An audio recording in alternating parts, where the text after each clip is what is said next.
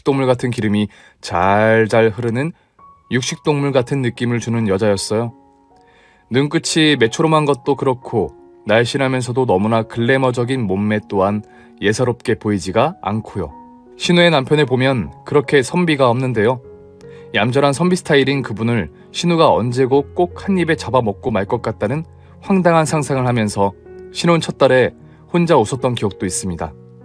저는 결국 그 속옷 2장을 고무장갑 끼고 빨았습니다. 이런 걸로 부딪히기 시작하면 한도 끝도 없다는 생각이 언뜻 뇌리를 스쳐서요. 뭐 허구한 날 와 있는 것도 아닌데 하면서 빨았어요. 이런 이야기 신랑한테 일러 바칠 수 있는 문제지만 저는 하지 않았습니다. 제가 남편 일을 모르는 것도 아니고 남편이 병원에서 얼마나 극도로 예민한 신경으로 일을 하는지 잘 알고 있는데 집안 문제로 신경 쓰게 하고 싶지 않았던 아내로서의 사랑이었다면 사랑이었습니다. 시어머님은 저를 겸상시켜 주시지 않으셨어요. 첫날 신랑하고 시어머님이 마주 앉아 식사를 시작하시고 저도 제 밥과 국을 쟁반에 담아와 신랑 옆에 앉는데 시어머니께서 "예, 어딜 앉아? 우리 밥 먹는데 옆에 서서 국 식으면 국 다시 내오고 반찬 잘 먹는 거 같은 거 더 내오고 그래야지" 하시는 거예요. 그러니까 당신들 드실 동안 옆에서 지켜보고 그 다음에 도우미 선생님들과 먹으라는 겁니다. 흔히 재벌가들에서 그런다고 하더니 여기가 무슨 재벌가도 아니고 꼴랑 성형외과 원장 집이면서 골고루 한다는 생각에 욕지기와 비슷한 비웃음이 머릿속에서 맴맴 돌더군요. 시어머님은 제가 남편과 다정한 것도 못 견뎌 하셨습니다. 당신은 평생 일주일에 한두 번 스치듯 들리는 남편하고 살고 당당하지 못한, 세상에는 자기는 알려지면 안 되는 존재로 음지에서 사셔야 했던 아픔과 상처가 크셨겠지요. 그러나 시어머님 해놓고 사시는 거 보면 으리으리 그 상처 모두 상쇄시켜줄 만큼 즐기면서 화려하게 사신 게 분명해 보였습니다. 허나 속의 아픔이야 왜 없겠나요? 같은 여자로 공감은 됩니다만 그럴수록 아들 부부 재미나게 다정하게 사는 걸 흐뭇하게 바라보셔야 하는데 그것도 당신이 애초에 시작해서 맺어주었다면 주어준 우리 부부 사이를 왜 그렇게 못마땅해 하시는 줄 모르겠습니다. 그날도 신우가 와 있었고 모녀가 거실 TV에서 TV를 보는데 시사 프로였던 것 같아요. 그 내용이 며느리가 시험관 시술을 계속 반복했고 11번째 시술에 실패하고 고통스러워 우는 장면이 나오는 거예요. 그 모습을 지켜보던 시어머니도 가슴이 아파서 어쩔 줄을 몰라 하다가 기도드리러 성당에를 가시는 장면까지 보시더니 할 수만 있다면 내 아들 자식은 내가 낳아주고 말겠다. 아줌씨 아줌마가 낳아주고 마라. TV에 나오는 시어머니 장면을 보시면서 말씀하시더군요. 내 아들 자식은 내가 낳아주고 말겠다니. 저는 그 말을 듣는데 소름이 끼치고 내장이 다 내려앉는 기분이었어요. 이 집에서 한시도, 아니 시어머니와 한시도 한 공간에서 더 같이 못 있겠다는 그 절실한 감정을 어떻게 표현하면 좋을까요? 그런데 더 가관인 거는 엄마는 가능할걸? 생리도 아직도 하잖아 하는 겁니다. 모녀가 쌍으로 기름기 흐르는 얼굴에 육식동물같이 생겨서 나란히 앉아 하는 말들이라고는 가관도 아닌 거예요. 저는 그 길로 2층으로 올라가 저희 부부 방에 딸린 화장실에서 저녁 먹은 걸 다 토해냈습니다. 신우 생리반스 빨대도 안 했던 구역질이었습니다. 그게 첫 입덧이었던 거예요. 저는 이미 임신 5주차에 접어들고 있었는데 그냥 손가락 사이에서 바람이 솔솔 빠져나가는 것 같고 이상하게 잠이 무지하게 쏟아지는 것 외에는 다른 증상은 없었거든요. 퇴근한 남편에게 자기 전에 알렸더니 정말 좋아했습니다. 다음날 아침 식탁에서 남편이 어머님께 이야기하더군요. 이 사람 입덧할 동안만이라도 요양보호사 쓰죠. 입덧하는 사람에게 그 시중 들락이 너무 잔혹하잖아요. 작은 아버지들도 이해해 주실 거예요. 사실 작은 아버님 2분이 청담동에 있는 성형외과를 아버님과 같이 경영하고 계셨고 그분들 보기에 중풍든 자기 형님을 낯선 요양보호사에게 맡겨두고 밖으로 놔두는 형수가 좋게 보일 리 없었습니다. 제게는 무슨 짓을 해도 자기 아들과의 사이가 벌어지는 것은 원치 않으셨던 시어머니는 요양보호사를 집에 불러서 저는 입덧 기간을 무사히 넘길 수 있었습니다. 그리고 사실 손자인 후계자가 생겨야 성형외과를 남편이 안정적으로 승계받을 수 있으니까요. 저는 8개월 후 건강한 딸 쌍둥이를 낳았습니다. 남편은 행복해 보였습니다. 딸 가진 아빠들의 표본인 모습을 보여주는데 그 모습 바라보는 저의 행복 자리에 시아버님 요강수발이나 시모의 흉측함, 한 달에 사나흘은 와서 자고 가는 욕 나오게 하는 신우는 문제가 아니었어요. 그런데 참으로 불행은 기쁨과 세트로 온다더니 쌍둥이 100일을 치른 후 남편이 과로사에 쓰러져 그 자리에서 즉사한 겁니다. 보통 이 나라 개원이들 스트레스가 어마어마하다는 걸 알고 계시나요? 의사들은 넘쳐나고 너도 나도 개원이로 병원을 연 후에 오는 그 스트레스는 워낙에 우후죽순으로 생겨나는 성형외과들의 약만큼 하다고 하네요.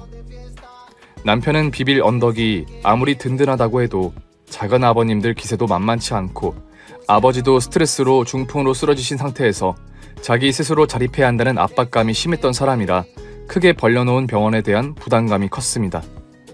저는 그 이야기를 시집 오기 전에 그 선배 언니에게 종종 들었거든요. 그래서 남편이 집에 오면 한시라도 편하게 해주려 제가 신우나 시모께 당하는 이야기는 웬만하면 하지 않았던 겁니다. 남편이 병원에서 수술을 끝낸 후 자기 방에 들어가자마자 쓰러진 걸 간호사들이 발견하고 119에 실려 응급실에 갔을 때는 이미 사망한 상태였습니다. 저는 당장에 슬프고 어쩌고 보다는 망연자실했습니다. 눈물도 안 나오더군요.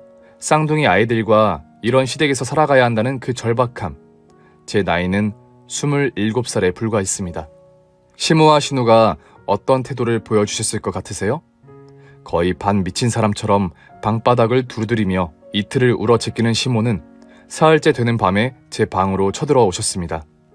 아기들 겨우 재우고 저도 가까스로 잠들었는데 잠결에 천장이 제 몸 위로 내려앉는 느낌, 그리고 어떤 팔이 제 목을 마구 조르는 것 같은 느낌이 들어서 깼더니 시어머님이 산발을 한 상태에서 제 가슴 위를 타고 앉아 골프채를 가로로 들고 그 골프채로 제 목을 누르고 있었던 겁니다. 인연 이 사람 잡아먹는 년 인연이 들어오고 1년 반 만에 내 생떼 같은 아들을 잡아먹어. 시어머니는 거의 발광 상태였습니다. 제가 캑캑캑 소리도 제대로 못 내면서도 시어머니를 밀치고 비명을 지르기 시작했어요. 같은 층에서 주무시던 입주 도우미 선생님도 뛰어오셔서 뜯어 말리시고 장례 치르는 동안 아버님 시중 들던 요양보호사도 뛰어오고 뜯어 말리셔서 저는 겨우 시어머니에게서 벗어났습니다.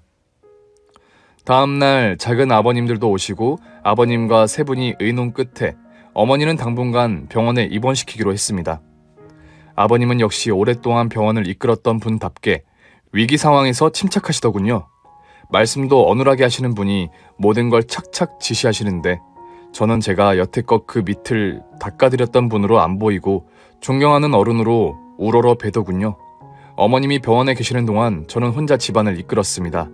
아기들 보모도 드리고 바쁘게 집안을 정립해 나갔습니다. 미우나 고우나 해도 내 새끼들의 터전이니 제가 바로 세워야겠다는 생각뿐이 없었습니다. 빠르게 집안을 추리는 저를 누워서 바라보시던 시아버님의 따스한 눈길을 오늘날까지도 잊을 수가 없네요. 시어머니는 이번 2주 만에 제정신을 차리시고 퇴원을 하셨습니다. 평생을 걸쳐 워낙에 잘 드시고 사셨고 건강하셨고 골프를 치러 다니시고 좋다는 건강보조제를 장복을 하신 탓인지 아들 잃은 피폐함은 금세 사라지고 화장대 앞에 앉아 뽀얗게 화장하는 일상을 다시 시작하셨습니다. 시어머님은 밖으로만 도시고 아버님은 아들 잃은 슬픔이 뒤늦게 가슴을 치시는지 가끔 기분 좋을 때는 불경도 외시던 분이 침묵으로 빠져드셨어요. 그렇게 우리 집은 귀신이 나올 것 같이 적막해져 갔습니다. 간간히 아기들 재롱 떠는 소리만이 사람 사는 집이라는 걸 알려줬을 뿐이니까요. 아버님은 고요 속에 운명하셨습니다. 아들이 세상을 떠나고 1년을 더 사시다가요. 아버님 장례를 치르고 어머님이 제 방으로 올라오시더군요. 호적을 파서 나가라고요. 이제 네가 이 집에서 할 일은 다 끝났고 사람의 탈을 쓰고 양심이 있으면 남의 생떼 같은 아들 잡아먹고 더는 이 집에서 못 살 테니 나가고 곱게 나가라고 하시더라고요. 친정에 주겠다 약속한 33평 아파트 값을 봉투에 넣어서 주시더니 이건 먹고 나가. 애들은 이 집 핏줄이니까 놓고 나가. 하시더군요. 태어나 돌이 지나도록 한 번 안아주지도 않는 손녀들이 뭐가 애틋해서 놓고 나가라고 하셨을까요? 물론 병원 후계 문제 때문이겠지요. 저는 안 나가겠다고 했습니다. 제가 유책 사유가 있는 것도 아니고 제가 있고 싶으면 있을 수 있다고 했어요. 구독자님들, 내가 낳은 내 새끼들하고 떨어질 수 없는 마음 이해하시겠죠? 새끼하고 저는 한 몸이잖아요. 따로가 될 수 없는 거예요. 시어머님께서 애들을 데리고 가도 좋다고 하셨으면 저도 틀렸을 겁니다. 그러나 아이들을 놓고 가라는데 그건 도저히 할 수가 없더군요. 시어머니는 날마다 저를 들들 볶으셨습니다. 들들 볶아서 제 풀에 지쳐 나가길 바라신 거겠지요. 혼자가 아닌 신우와 합세해서 괴롭히셨고 저는 최강 멘탈로 버텼습니다. 당신들도 괴물이 아닌 이상 어느 정도 하시다가 그만두시겠지. 손녀들이 자라 사람 말귀 알아듣기 시작하면 손녀들 눈 무서워서 당신도 함부로 못하시겠지 싶은 마음도 들어서 딸들을 방패 삼아 버텼어요.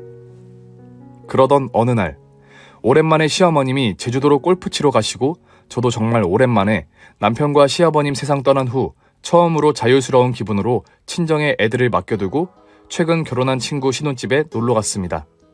저도 사람이니 친구가 필요했고 수다가 필요했고 친정에다가 못하는 말을 할 사람이 필요했으니까요. 친구가 해주는 점심 맛있게 먹고 놀다가 장보러 마트에 가야 한다기에 태워주려고 같이 대형마트에를 가게 되었어요. 지상 주차장에서 친구를 내려주고 저도 친정으로 출발하려는 찰나 이상한 광경을 보게 된 겁니다. 제 앞에 건너편에 웬 차에서 신우가 내리는 거예요. 신우가 사는 신우 시댁도 여기서 1시간 거리라 신우가 와 있을 곳이 못 되는데 뭐 볼 일이 있어 왔겠지 싶고 어쨌든 꿈에서도 만나기 싫은 사람이라 고개를 돌리고 외면했습니다. 그런데 그 차 운전석에서 웬 남자가 내리는 거예요. 20대 중반의 남성이요. 근데 낯이 설지가 않고 눈에 확 들어오는 거예요. 남자가 너무 잘생겼고 체격도 훌륭하고 두상도 작고 그래서 처음에는 연예인인가 했어요. 낯도 익으니까요. 그런데 그 젊은 남자가 우리 신우 앞으로 다가가더니 가벼운 스킨십을 하고 다시 운전석으로 돌아가려고 돌아서는데 얼굴이 정면으로 보이고 앗 소리가 나오더랍니다. 그 사람은 제 동생의 친구였어요. 고향에서 제 동생을 꼬여내서 같이 못된 짓 하고 다니던 아이인 거예요. 호스트바에 다녔고 그곳에서 제 동생을 끌어들인 그 아이. 우리 아버지가 진저리 치기 싫어했던 그 아이였습니다. 하고 다니는 폼새가 여전히 그 일을 하고 있는 것 같은데 왜 유부녀인 제 신우가 그 아이와 같이 있는 걸까 궁금증이 증폭을 하는 겁니다. 둘은 아무것도 서로 교집합이 될 수 없는 사이잖아요. 살아온 지역부터가 다르고요. 저는 이틀을 이리 뒤척 저리 뒤척 궁금해서 못 견디겠더군요. 동생에게 전화를 걸어서 그 아이의 연락처를 알아냈습니다. 전화했더니 아주 반겨주더군요. 용기를 내서 만나자고 했어요. 그 아이와 뭐 카페나 그런 데서 만나기 싫어서 일부러 중고교생이 많이 가는 피자집에서 만나자고 했어요. 피자집 끝 테이블 한적한 장소에 앉아 우리는 이야기를 시작했습니다. 간단하게 안부 정도 주고받는데 제 동생하고는 재작년까지 연락을 하고 지낸 모양인데 제 동생이 회사원이 되고 나서는 저절로 멀어졌다고 하네요. 반가운 일이었고 제발이지 정신 차려서 그 맑은 간호사 아가씨와 결혼까지 했으면 좋겠습니다. 저는 단도직입적으로 물었습니다. 이틀 전에 마트에서 내려준 여자와 무슨 사이냐고요. 그 여자가 우리 신우인데 나는 이 일을 꼭 알아야겠고 발설한 네 정보는 비밀 유지해주겠다고 했습니다. 지금 당장 제 약속을 녹취를 해도 좋고 어길 시에는 어떤 불이익도 당하겠고 손해배상도 해주겠다고 했습니다.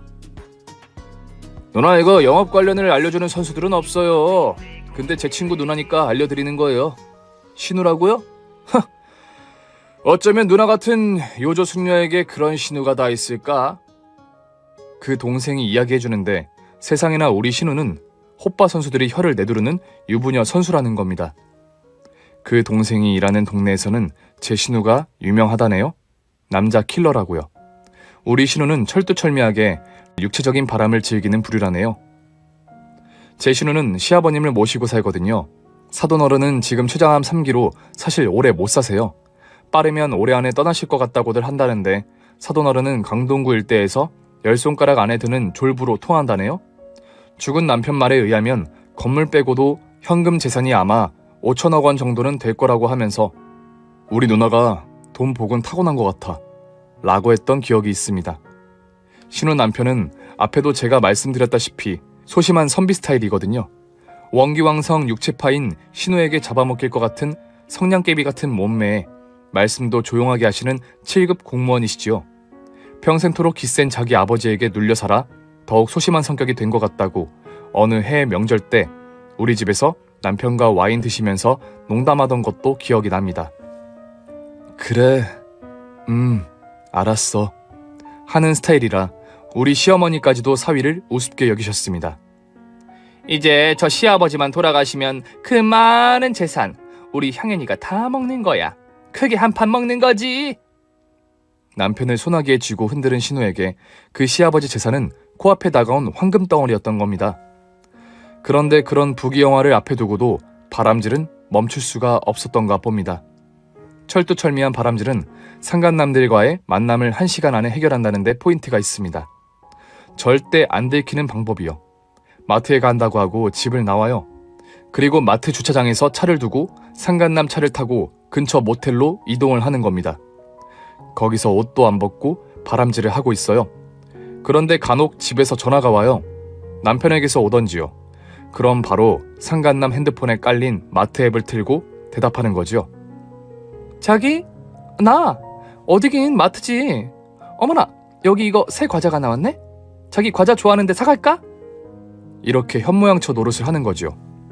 신우가 상간남과 모텔 약속을 잡을 때 조건은 딱 2가지랍니다.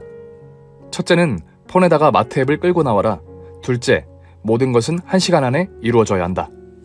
그렇게 모텔에서 30분 내로 바람질을 끝내고 다시 마트로 와서 장본 박스를 싣고 떠났는데 1시간이면 끝난답니다. 아니, 장은 언제 보냐고요? 드라이브 스루요. 온라인으로 장을 봐놓고 차에다가 박스만 싣고 오는 거지요. 정말 무서운 신우입니다. 그게 뭐라고? 그 육체적인 바람을 위해 철저하게 계산해서 하는 그 치밀함이라니요. 누나, 이게 말이죠. 이런 비슷한 수법을 쓰는 밝히는 유부녀들이 꽤 있어요. 근데 남자라는 동물이 멍청한 게 집에서 얌전한 자기 아내가 이런 짓을 하리라고는 상상도 못하는 거예요. 세상에는 육체적 바람을 피우기 위해 저런 짓을 하는 여자들도 있다는 사실을 알고 저는 욕지기가 나왔지만 이걸 기회로 신우와 시모에게 제 자리를 굳건히 하기로 마음먹었습니다. 더 이상 제게 이 집에서 나가라 어째라 못하기 위해서요. 그날 집에 들어가서 저녁을 근사하게 차려서 시모 배를 터지게 불린 후에 과일 접시를 내놓는데 얼굴이 사색이 된 신우가 뛰어들더군요. 제가 아까 오후에 그 동생하고 찍은 셀프 사진을 신우 폰에 보냈거든요. 두 분을 앞에 두고 저는 딜을 했습니다. 이 집 명의를 제 앞으로 해주고 우리 친정에 아파트를 사주면 입 다물겠다고요. 그리고 저는 앞으로 이 집에서 제가 살고 싶을 때까지 쌍둥이들과 살겠다고요. 빌라는 시가로 50억 가량입니다. 이번만 넘기면 사돈어른 재산이 무사히 신우품으로 굴러들어오는데 그 5천억 가량이 품으로 들어오는데 50억이 문제가 아닌 겁니다. 명의를 돌려주더군요. 그리고 작은 아버님께 급전을 빌려서 저희 친정 아파트를 사주셨습니다. 그래서 저는 제 새끼들 쌍둥이를 위해서 이 집의 평화를 위해서 영원히 그 일을 모른 척 해주기로 마음먹었고 그렇게 실천했습니다. 그러나 세상은 그렇게 만만하지가 않더군요. 사돈어른, 오늘 내일 한다던 사돈어른은 세상 떠날 생각을 안 하시고 하루가 다르게 기력이 회복되셔서 신우와 시모가 심란해하던 그때 하필이면 그 아는 동생이 신우 시댁에 신우와의 관계를 폭로했습니다. 외제 스포츠카를 사주기로 약속한 게 언제인데 자꾸 미루니까 열이 받친 거지요. 신우야, 나이 어리고 밤에 끝내주는 예쁜 애인에게 차를 사주고야 싶었겠죠. 시아버지 돌아가신 후에야 돈이 도는데 그때는 꼭 사주고 싶었겠지요. 그러나 너무 늦는 거지요. 얌전한 선비가 화나면 무섭더라고 그 길로 내쳐졌습니다. 알몸으로, 아니 신우가 시집갈 때 해간 고급 이탈리아 가구들과 더불어 쫓겨났습니다. 쉽게 이혼할 생각으로 자식도 안 가진 신우는 이럴 때 자식이라도 있었으면 그걸 인질 삼아 남편에게 매달릴 수도 있었겠지만 자식도 없겠다. 바로 맨발로 쫓겨났습니다. 5천억 부자가 아무나 되는 건 아니었구나 우리 신우를 보며 깨달았습니다. 신우는 그 가구들을 제 집으로 끌어들였고 제 집 2층 한 구석에 제 눈칫밥을 먹고 살고 있습니다. 시무와 더불어서요. 저는 오늘 아침에도 화를 냈습니다. 형님, 나가서 편의점 알바라도 해요. 먹고 살아야잖아. 돈 나올 때는 눈 씻고 봐도 없어 보이던데 말이야. 우리 신우는 집안 망신시킨 미친년이라며 작은 아버님조차 1원 한 푼 도와주시려고 하지 않으시고 시모 또한 우리 집 사줄 때 빌린 돈 갚을 능력도 없어서 작은 아버님들에게 눈치 받느라 집안에서 꼼짝도 못하십니다. 남편 성형외과에서 벌어들이는 돈이야 배우자인 그 사람 자식 키우고 있는 제 수중으로 들어오지요. 저는 시모님께 용돈을 드립니다. 며느리니까요. 한 달에 20만 원이요. 골프 치러 가시라고요. 제 긴 사연 들어주셔서 감사드립니다.